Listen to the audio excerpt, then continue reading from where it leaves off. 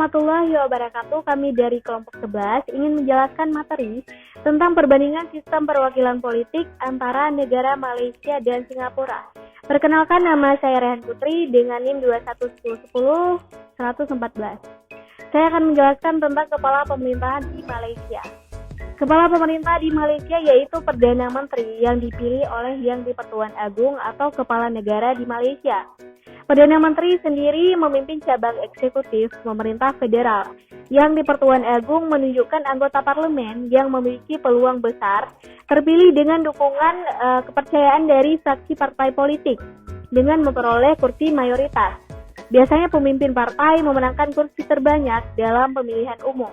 Menurut Konstitusi Federal, Yang di-Pertuan Agong pertama-tama harus menunjuk seorang Perdana Menteri untuk memimpin kabinet. Perdana Menteri harus menjadi anggota dewan dalam penilaian keagungannya cenderung memerintahkan kepercayaan mayoritas anggota dewan itu. Kepala pemerintah harus warga negara Malaysia, tetapi tidak dapat memperoleh kewarganegaraan melalui pendaftaran. Dan kepala negara akan menunjuk menteri lain baik dari Dewan Rakyat atau Dewan Negara atau yang disebut dengan Senat. Perdana Menteri dan Menteri Kabinetnya harus mengambil dan berlangganan sumpah jabatan dan kesetiaan serta sumpah kerahasiaan di depan kepala negara. Sedangkan kepala pemerintahan di Singapura, Presiden Singapura menunjuk Perdana Menteri sebagai Member of Parliament yang kemungkinan besar akan memegang kepercayaan mayoritas anggota parlemen.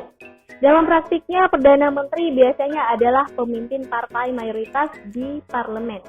Di bawah Konstitusi Singapura, kekuasaan eksekutif berada di tangan Presiden. Namun, Konstitusi juga memberikan hak untuk mengawasi jalannya pemerintah kepada Kabinet. Presiden hampir selalu terikat untuk bertindak atas persetujuan Kabinet atau menteri manapun yang bertindak di bawah otoritas Kabinet. Perkenalkan, nama saya Rahmaiza Tujana dengan NIM 211010301044. Di sini saya akan menjelaskan tentang kepala negara di Malaysia. Sistem pergiliran kekuasaan ini secara de facto memilih seorang raja dari 9 raja setelah 5 tahun Yang di-Pertuan Agong berkuasa. Kemudian, secara formal, ke-9 raja ini bertemu dalam sebuah majelis yang dinamakan Majelis Raja-Raja. Yang di-Pertuan Agong dipilih berdasarkan lamanya ia memerintah di daerah kekuasaannya. Dalam hal ini di negara bagian Malaysia, setelah semua raja sepakat, maka pelantikan terhadap Yang di-Pertuan Agong baru dilaksanakan. Yang memiliki hak suara untuk memilih Yang di-Pertuan Agong hanyalah para raja. Persyaratannya hanya raja yang boleh memilih, hanya raja yang boleh dipilih, hanya raja dipilih dengan giliran. Undang-undang menyatakan bahwa seorang raja tidak layak dipilih menjadi Yang di-Pertuan Agong apabila sang raja merupakan raja yang berusia muda, apabila sang raja tidak ingin dipilih, apabila majelis raja-raja menyatakan bahwa sang raja tidak layak menjadi raja disebabkan oleh gangguan jiwa atau penyakit yang menyebabkan sang raja tidak optimal dalam memerintah. Sedangkan kepala negara di Singapura, kepala negara Singapura adalah presiden yang dipilih langsung oleh rakyat mengikuti perubahan konstitusional mendasar pada tahun 1999. Presiden memiliki hak veto tertentu atas pemerintah yang dapat dijalankan presiden dengan kebijaksanaan dalam keadaan tertentu.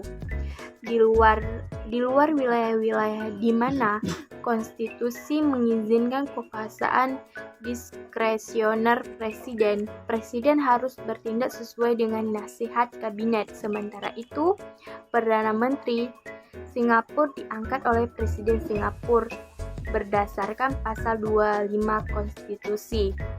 Assalamualaikum warahmatullahi wabarakatuh. Nama saya Aulia Ramayanti NIM saya 211010103010070.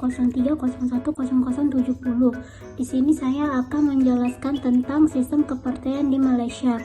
Sistem kepartaian di Malaysia adalah sistem multipartai, dan sistem pemilu 1999 ada dua koalisasi partai politik, yakni koalisasi partai pemerintah yang dinamakan Barisan Nasional dan beberapa partai kecil lainnya, dan koalisasi partai oposisi yang terdiri dari PAS, DAP, dan beberapa partai kecil lainnya. Koalisasi partai pemerintah selalu berusaha melakukan tindakan non-demokratis agar partai oposisi tidak berkembang dengan cara 1. Membuat aturan sistem pemilu yang menguntungkan partai besar atau berkuasa. 2. Mempengaruhi lembaga penyelenggara pemilu agar tidak memproses protes kelompok oposisi. 3. Melakukan kampanye negatif atau fitnah terhadap partai koalisasi. 4. Ada tuduhan kelompok oposisi bahwa partai berkuasa merekayasa jumlah pemilih serta melakukan berbagai kecurangan dalam pelaksanaan pemilu.